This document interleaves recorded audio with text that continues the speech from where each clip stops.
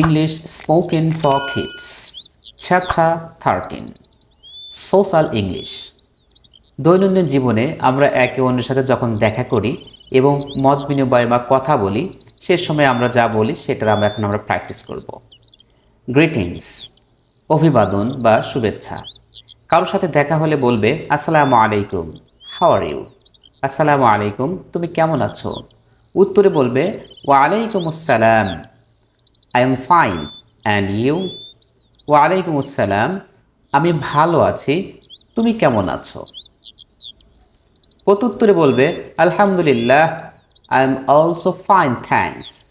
আলহামদুলিল্লাহ, আমিও ভালো আছি, ধন্যবাদ। অথবা কারোর সাথে দেখা হলে আমরা এভাবেও জিজ্ঞেস করতে পারি how are you doing today. তুমি আজ কেমন আছো? উত্তরে বলতে পারি আলহামদুলিল্লাহ, I am doing well today. আলহামদুলিল্লাহ, আমি আজ ভালো আছি। তাছাড়া আমরা এভাবেও জিজ্ঞেস করতে পারি হোয়াটস আপ, কি অবস্থা, মানে তুমি কেমন আছো। হাউ আর ইউ গোয়িং, তুমি কেমন কি চলছো। কেউ যদি জিজ্ঞেস করে হাউ আর ইউ ডুইং অথবা জিজ্ঞেস করে হাউ আর ইউ, যেভাবে জিজ্ঞেস করুক না কেন উত্তর আমরা কয়েকভাবে দিতে পারি। যেমন আমি অনেক ভালো আছি, I am okay, I am pretty good. আমি মোটামুটি ভালো আছি, আই এম সো সো, অথবা I am simple going one. আমি ভালো নেই, আই এম টেরাবল, অথবা বলতে পারি I M passing short time. কেউ হাউ আর ইউ বললে উত্তর সবসময় আই এম ফাইনই হবে। লিভিং সামওয়ান, যখন কারো কাছ থেকে তুমি বিদায় নেবে তখন তুমি কিভাবে বলবে? I guess I had better go now, আমার মনে হয় আমার এখন যাওয়া উচিত।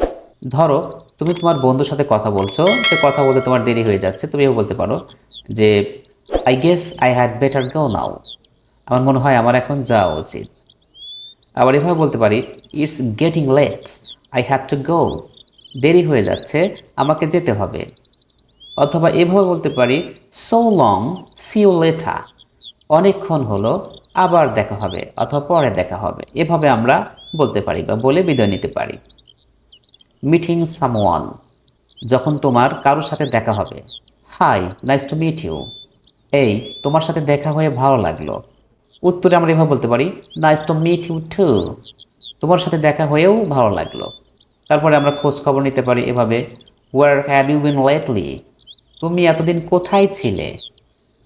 উত্তরে বলতে পারি I went to Cox's Bazar, I was busy working, বা তুমি যে কারণে ব্যস্ত ছিলে অথবা যেখানে তুমি ছিলে সেই কথাটা তুমি বলতে পারো এখানে। এরপরে আমরা প্র্যাকটিস করি নট আন্ডারস্ট্যান্ডিং। কনভারসেশন এ কোনো কিছু না বুঝলে নিচের এক্সপ্রেশনগুলো ব্যবহার করবে। যেমন did you get my point, তুমি কি আমার কথা বুঝতে পেরেছ?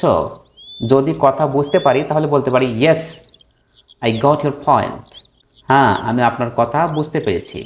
অথবা যদি না বুঝি তাহলে বলতে পারি I am afraid, I didn't catch you, আমি দুঃখিত, আমি আপনার কথা ধরতে পারিনি বা আপনার কথা বুঝতে পারিনি। ডিড ইউ আন্ডারস্ট্যান্ড দ্যাট, তুমি কি ওটা বুঝতে পেরেছ?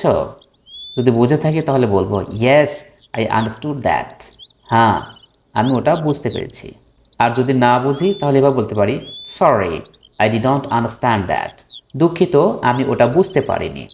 এরপরে আমরা এভাবে বলতে পারি could you say a little bit more about it, যদি কোনো বিষয় না বুঝতে পারি তাহলে সেক্ষেত্রে আমরা পুরোটা শোনার ক্ষেত্রে এভাবে আমরা কোশ্চেন করতে পারি could you say a little bit more about it, আপনি কি এটা সম্পর্কে আরেকটু বলবেন? অথবা বলতে পারি would you please repeat, আপনি কি দয়া করে একটু পুনরায় বলবেন? আবার যদি এমনটি হয় যে বেশি জোরে বলছে কিন্তু আমার একটু আস্তে আস্তে শুনতে মন চাইছে বা একটু আস্তে আস্তে বললে আমি স্পষ্ট বুঝতে পারি, সেক্ষেত্রে বলতে পারি could you speak a bit slow, আপনি কি একটু আস্তে বলবেন? যদি এমন হয় যে সে আস্তে বলছে, একটু জোরে বললেই ভালো শুনতে পাই, তাহলে এভাবে বলতে পারি could you speak a bit louder, আপনি কি একটু জোরে বলবেন? প্রিয় শিক্ষার্থী বন্ধুরা, সোশ্যাল ইংলিশ এই চ্যাপ্টারটি খুবই গুরুত্বপূর্ণ, কেননা ডেইলি লাইফে যখন আমরা কনভারসেশন শুরু করি তখন আমরা এইগুলো দিয়ে শুরু করে থাকি, কাজেই আমরা বেশি বেশি প্র্যাকটিস করি। Thanks for watching this video and you are requested to watch the next video.